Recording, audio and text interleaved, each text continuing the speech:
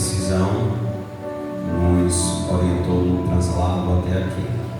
Fica aqui os meus sinceros agradecimentos, presbítero. Bom, Deus abençoe a sua vida, o seu ministério, a sua casa. Tá bom? Já te vejo como um irmãozão. Deus abençoe de maneira gloriosa. Quero louvar a Deus pelo do pastor presidente, pastor Jair Inês. Deus abençoe. Eu louvo a Deus pelo cuidado e o zelo que o Senhor tem para com esta igreja. Prego muito por aqui pelas redondezas, inclusive, presbítero Antônio. Eu estava lá em Itabuna, dentro do Atacadão, fazendo algumas compras, quando eu me encontrei com o pastor presidente deste campo aqui, da Assembleia Missão. E ele falou assim: como é que está a sua agenda para domingo? Eu falei assim: minha agenda para domingo, por incrível que pareça, é lá em Itapitanga. Ele é mesmo, rapaz. Mas se tivesse livre, eu ia te levar para você pregar o nosso culto, que é culto de missão. Eu falei: pois bem.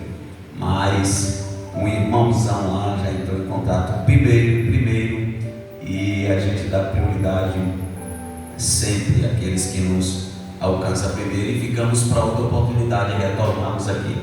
O pastor Everaldo nos fez o convite de estarmos aqui, outra feita ali em Cafundó, tivemos aqui, foi uma honra, e retornar aqui é um prazer.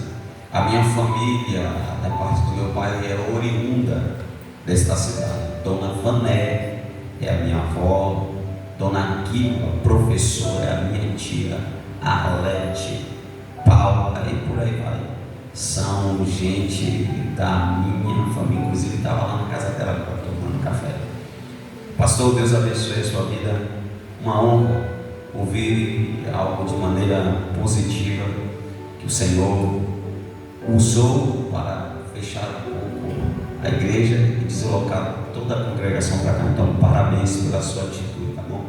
Deus abençoe a sua vida, e também Deus abençoe o meu presidente, pastor Jair, tá bom? Fico devendo a carta, viu, pastor Jair? Mas se quiser, a gente faz um vídeo chamado agora com o pastor aí. E aí, de pastor para pastor, ele é o vice-presidente do campo lá da Bahia, de Itabuna. O pastor Josadac Souza mandou um abraço para o senhor, tá bom? É o presidente. Se quiser, daqui a pouco a gente faz uma videochamada, e aí de presidente para presidente fica mais chique, não é isso? Deus abençoe. Me faço acompanhado, tenho uma honra de ter a minha companhia, a senhora digníssima Sandra Mendes, a minha mãe. Essa aí, a dona Sandra Mendes, também o meu padrasto, né, Júnior, e a minha filha Stephanie Mendes. Deus me deu essa família. A esposa ficou lá no São Pedro, aonde eu congrego. Aqueles que trouxeram Bíblia, por gentileza, localize o Evangelho de Jesus Cristo segundo escreveu o evangelista Mateus, no seu capítulo de número 8. Assim, sentados mesmo, por gentileza. Isso. Não quero ser enfadonho a você. Quando vê que Jesus derramou um pouquinho da graça, aí você fica de pé, aí você marcha, aí você dá glória, aí você fica à vontade para dar. Mateus capítulo de número 8, versículo 1. Mateus 8, estamos em um culto de missão, e o Espírito Santo arde em meu coração em poder compartilhar com vocês esta passagem. Aqueles que acharam, diga: eu vou morar no céu. E aqueles que não possuem Bíblia na mão, diga: eu vou também. Aleluia, em nome de Jesus. Para trás você não vai ficar, na glória nós se veremos. Diz assim o texto do capítulo 8 do evangelista Mateus: e descendo ele do monte, seguiu uma grande multidão, e eis que veio um leproso e o adorou, dizendo: Senhor, se quiseres, pode tornar-me limpo. E Jesus, estendendo a mão, tocou, dizendo: quero ser limpo. E logo ficou purificado da lepra. E disse-lhe então Jesus: olha, não digas a alguém, mas vai e mostra-te ao sacerdote e apresenta a oferta que Moisés determinou, para que lhe sirva de testemunho. Evangelho de Marcos, capítulo 1, por gentileza. Marcos, capítulo 1. Vamos fazer uma rápida e breve leitura dinâmica. Capítulo 1. E o versículo é o 45 do seu capítulo de número 1. É a mesma história, mas aqui nós temos uma compreensão maior. Capítulo 1 de Marcos, e do seu versículo 45 diz assim: mas tendo ele saído, começou a pregoar muitas coisas e a divulgar o que acontecera, de sorte que Jesus já não podia entrar publicamente na cidade, mas conservava-se fora, em lugares desertos, e de todas as partes iam ter com ele. Se você tem comunhão com essa pessoa do seu lado, fala para ele assim: ó, esta noite será a noite de você divulgar, anunciar e pregoar as boas novas de que o Senhor tem feito na sua vida.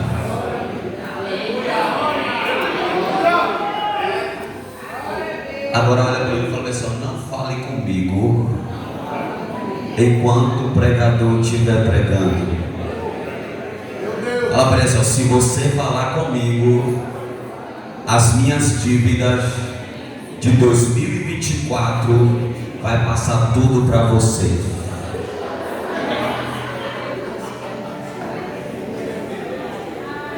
Estou doido para entregar uns boletos para alguém aqui.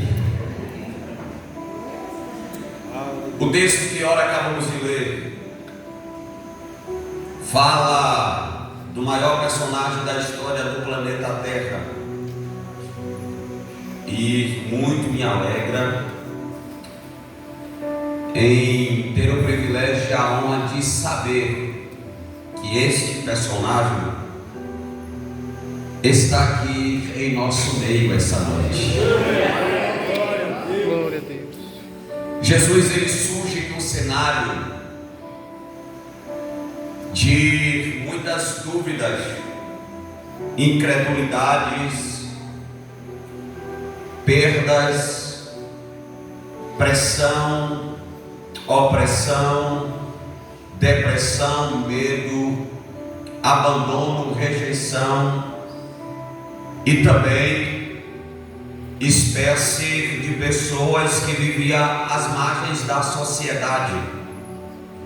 Naquela época, foi uma época em que Israel alcançou o ápice da sua rejeição ou da sua discriminação para com os menos favoráveis, para com aqueles que não poderiam participar ou estar em uma reunião ou em uma assembleia como esta aqui.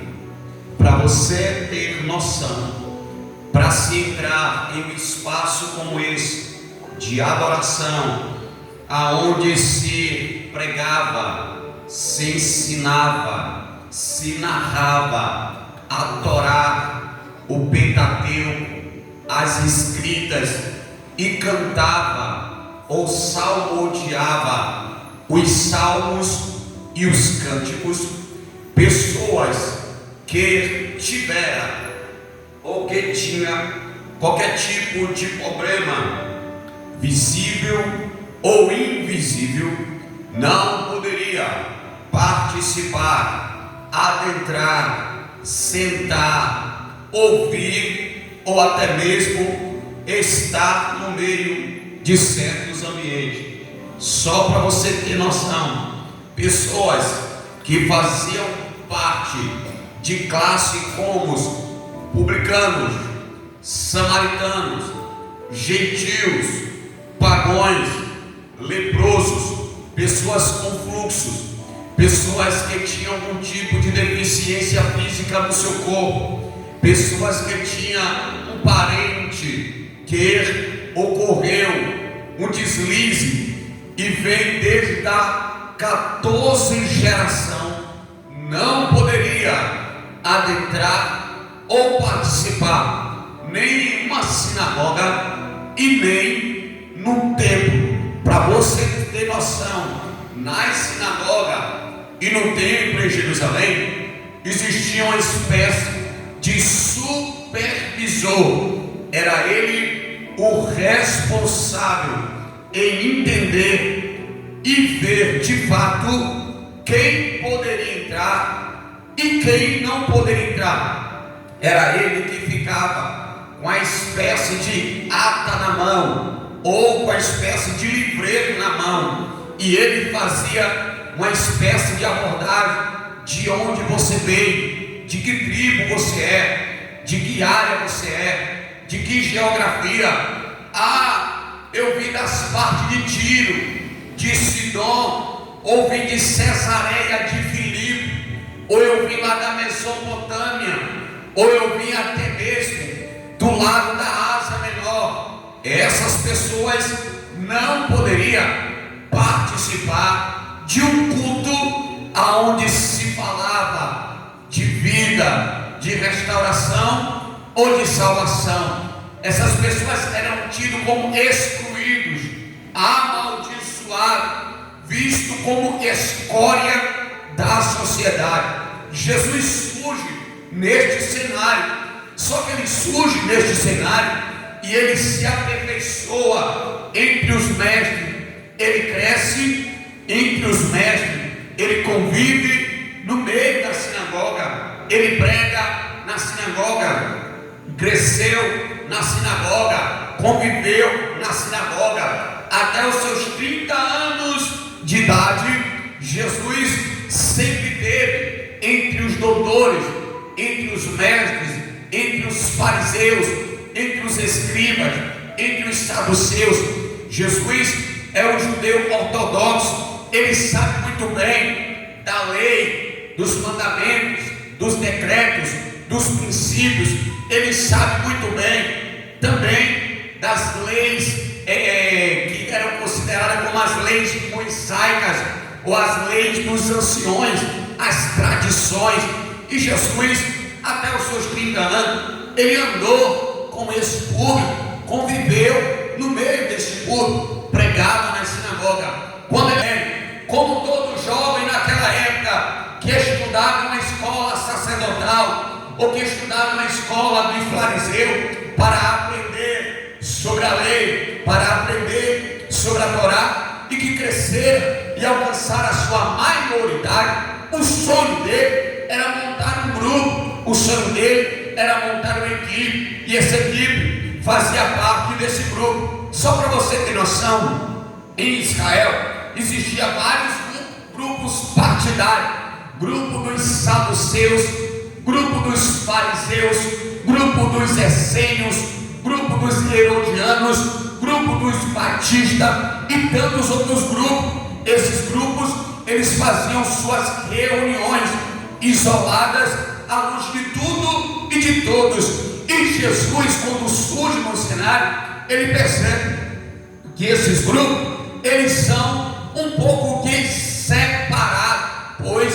a palavra fariseu quer dizer separado. Então eles entendiam que esse grupo era separado, não andava como aleijado, não andava com o cego, não falava com o manco, não falava com o deficiente, não falava com o leproso, não falava com pecadores, não falava com publicanos, não falava com pagões, não falava com gentios, não se comunicava com os samaritanos. Eles eram esse lado. Pelo contrário, quando esse público passava por tal lugar, eles cuspiam no chão com um ato de nojo ou de rejeição para com essas pessoas, porque eles viam este povo como o povo que Deus abandonou. Se está doente, se está enfermo, se está com alguma doença, é porque cometeu um tipo de ato ou algo do tipo. Se nasceu samaritano, é porque nasceu numa família rejeitada. Se nasceu publicano, é porque nasceu numa família rejeitada. Se nasceu gentil,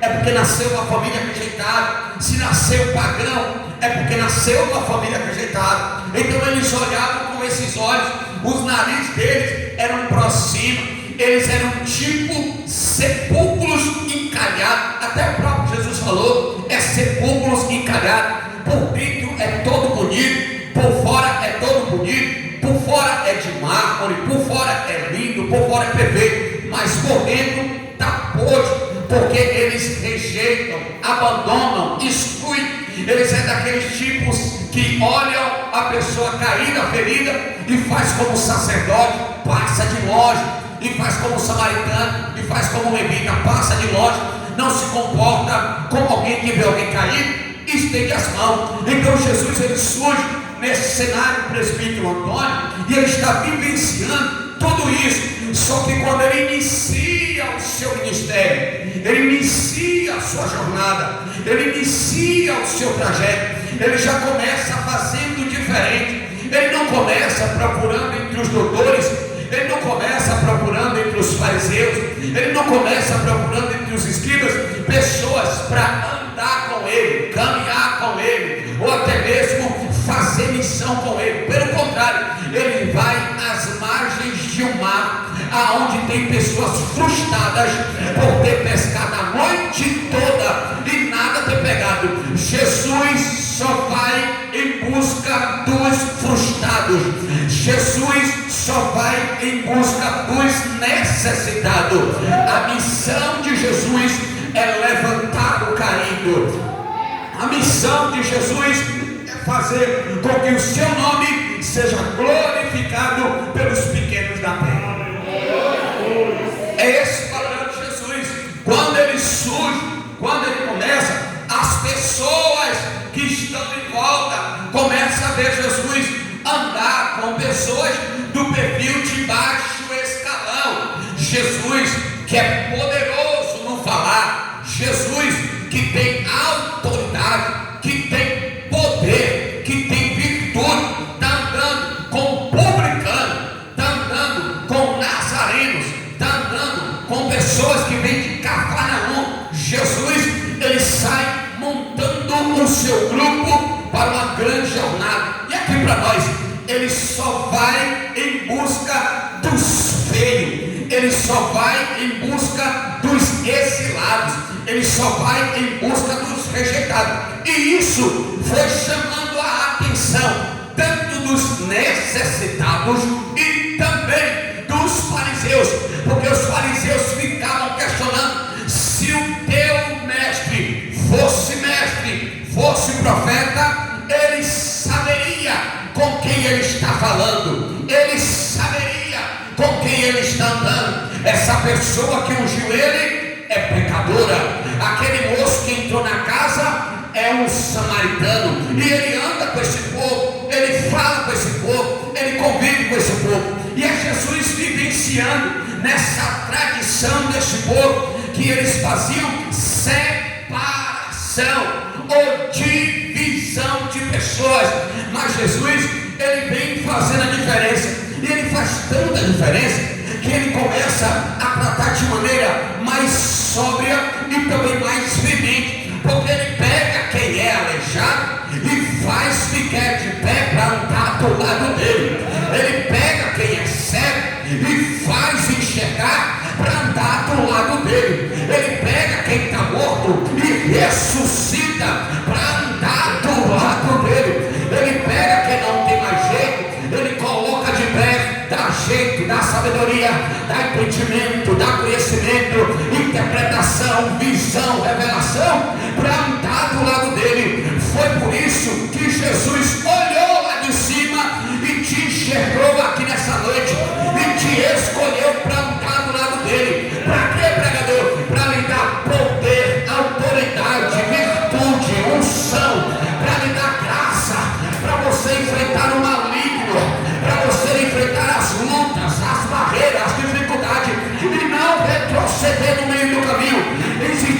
pessoas mais capacitadas com que você, que fala melhor que você, que canta melhor que você, que rege melhor que você, que adora melhor que você, que fala bem melhor que você, mas os céus olhou e falou: eu escolhi você, pronto e acabou. Queira o diabo não, quando Deus escolhe, está escolhido.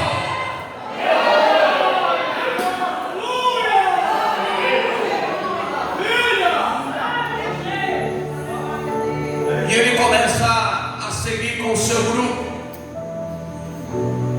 E o episódio de Jesus no capítulo 5 de Mateus, ele sobe no monte, aonde tem o famoso sermão da montanha.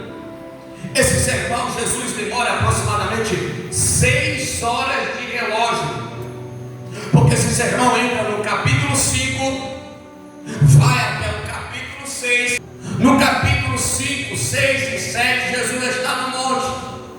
E quem está lá?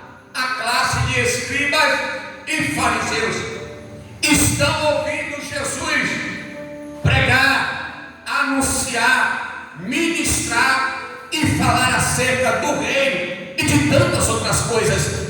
Esse povo que ouve Jesus, esse povo que está vendo Jesus pregar e ministrar, eles não falam nada, eles não adoram, eles não dão glória, eles não batem palma, eles não elogiam. Esses que estão lá em cima vendo Jesus pregar, estão se perguntando: com que autoridade ele prega desse jeito?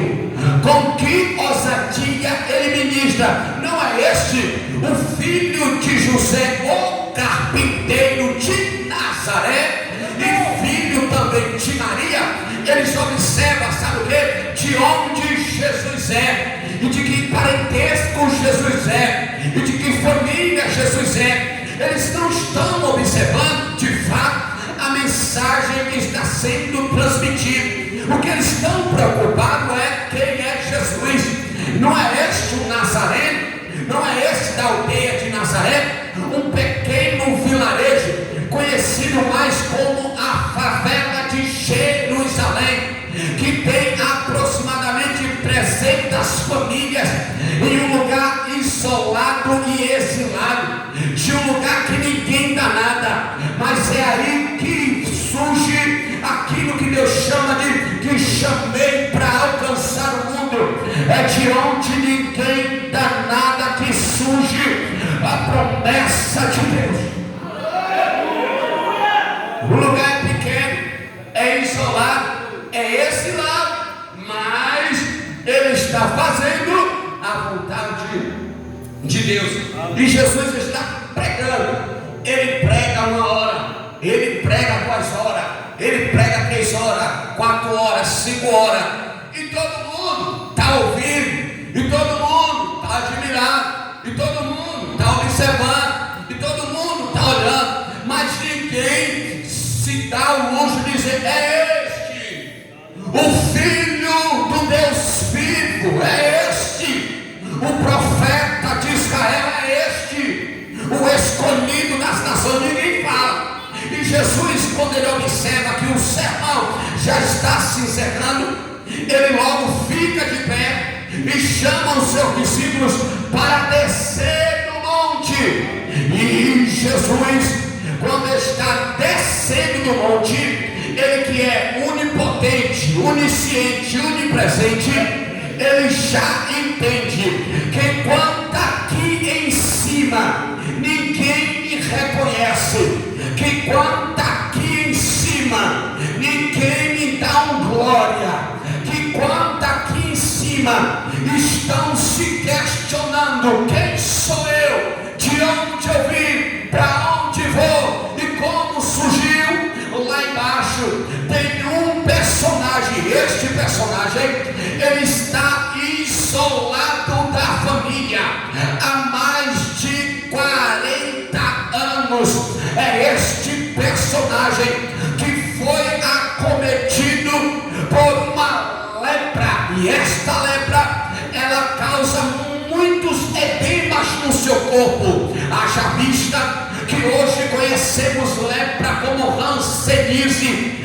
mas antigamente não tinha tratamento, não tinha remédio e nem paliativo. E no pé do monte tem alguém que tem lepra. A lepra, ela só não causa manchas na pele, a lepra, ela só não causa bolhas na pele. Para você ter noção, a lepra, ela atinge a visão, ela atinge também a audição, ela atinge o tato, ela atinge o olfato, ela atinge o paladar. Para você ter noção, a lepra, ela atrofia os nervos, a lepra, ela causa uma espécie de, vamos dizer que, impulsionamento no pulmão.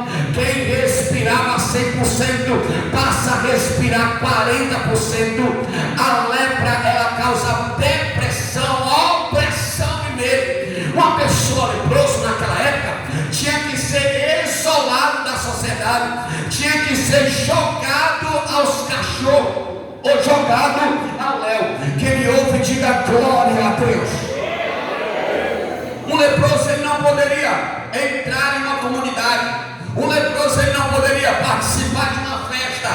Um leproso, ele não poderia ir em um mercado. Um leproso, ele não poderia até mesmo visitar a sua própria família. Para a sociedade da época, ver alguém leproso nesta época era um ato de maldição de Deus, porque foi atingido por esse problema. Ninguém mais quer ser amigo, ninguém mais quer andar do lado, ninguém mais quer curtir a foto, ninguém mais quer elogiar. Só para você ter noção, a família do leproso na época era vista debaixo de binóculos, porque todo mundo ficava esperto. Ninguém queria visitar a casa da mãe do leproso, ninguém queria ir na casa da esposa do leproso, ninguém queria que os seus filhos brincassem com o filho do leproso, ninguém queria que alguém andasse do lado do leproso. Quando alguém pegava a lepra, não só tirava ele de dentro da sociedade, não só tirava ele de dentro do trabalho, não só tirava ele de dentro da casa, mas também queimava as suas roupas, colocava uma placa no seu peito, escrito leproso, um sino no seu pescoço, que por onde ele passasse, fazeria zoada. E tem mais, ele ainda tinha que passar pelas ruas e pelas vielas gritando: sai da frente, porque eu sou leproso. Ele tinha que se identificar. Na sociedade, ninguém conhecia a mãe mais pelo nome. Quando se perguntava assim: você conhece Dona Maria? Alguém falava: que Dona Maria? Tem muitas Dona Maria. Dona Maria, a mãe do leproso, todo mundo sabe: ah, eu sei quem é. Dona Maria, mãe do traficante. Dona Maria, mãe do barraqueiro. Dona Maria, esposa do bebejão. Dona Maria, mãe daquele que é ladrão. E logo identifica pelo apelido e não conhece pelo nome. Todo mundo fala assim: eu sei quem é. A irmã Raimunda, que o filho só dá problema. O irmão João, que o irmão só anda no centro de recuperação. Eu sei quem é. Mas ninguém olha e diz assim: a irmã Maria, que hora? Ninguém fala. O irmão João, que não perde o culto, ninguém fala. O irmão Paulo, que é um bom dizimista, ninguém fala. Mas fala: eu sei quem é. O parente dele não foi aquele daquela vez, daquela briga lá naquela praça. Não foi ele que puxou o facão, não foi ele que deu tiro e saiu correndo. Mas ninguém conta, não é aquela que anda com o joelho tromado no chão, olhando 24 por 48 pela família. Pastor Jair, tiram a identidade verídica da pessoa e colocam um apelido de problema. Quem via esse personagem e via a família dele já falava: olha só, não anda com fulano não, porque o parente de fulano é ladrão. E você sabe, né? Ladrão é família de ladrão, e primo de ladrão, e irmão de ladrão. Não mexe com a família de fulano não, porque é traficante. Olha, se eu fosse você, saia até de perto. Você estava fazendo o que naquela casa? Eu estava evangelizando. Nem adianta chamar, porque eu já chamei. Ali não tem jeito não. Ali já fez de tudo, já orou. Até os parentes é crente, não quer ver. É dessa forma que se via a sociedade da época e que se vê a sociedade de hoje. Só que esse personagem leproso, que morava em uma espécie de arraial dos leprosos, que habitava nesse arraial aproximadamente 2.000 leprosos, que para comer tinha que ser todo final de tarde, quando recolhia os restos das casas e colocavam em tachos e derramavam para o lado de fora dos muros da cidade, e os leprosos vinham em bando para comer os restos de comida. Ninguém comia de galfo, ninguém comia de colher, ninguém comia de uma moda de etiqueta, não. Tinha de comer rápido. Quem comeu, comeu. Quem não comeu, não come mais. Até casos de canibalismo dentro do arraial dos leprosos existia, porque um dia quem foi para lá jamais pode retornar. Quem foi para lá jamais pode ser curado. Era assim que se viam naquela época. Só que este personagem que está ao pé do monte, chega para ele uma notícia na arraial dos leprosos: existe um homem aí chamado Jesus de Nazaré. Existe um personagem por nome Jesus, e ele não faz acepção de pessoa. Se é aleijado, ele faz andar. Se é cego, ele faz ver. Se está morto, ele ressuscita. Se é surdo, ele faz ouvir. Se é mudo, ele faz falar. Por onde esse Jesus passa, alguma coisa acontece. Ele está passando aqui. Ele está passando aqui. Ele escolheu esta noite, este lugar, este palco para a manifestação da glória dele na tua família. A tua família não vai ser reconhecida por alguém que fracassou, que derrotou. Vai ser conhecida por alguém que deu a volta por cima e está de pé. Quem tem glória, vem na glória. Quem tem aleluia, vem na aleluia. Quem é do mistério, se envolve. E quem tem línguas, fale línguas. Deixa Deus encher.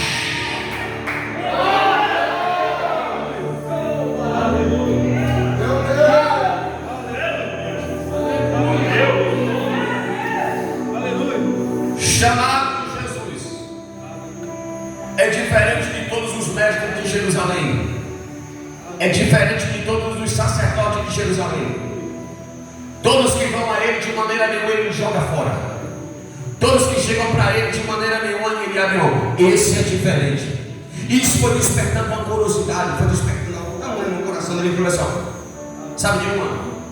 Eu sei que pela lei de Moisés, no capítulo 13 de Levítico, um leproso sair do arraial do leproso, entrar entre os becos, as vielas, as cidades, percorrer os caminhos e as estradas principais das vias terrestres, de caminhamentos e também de caravanas, era proibido, e a sentença era morte por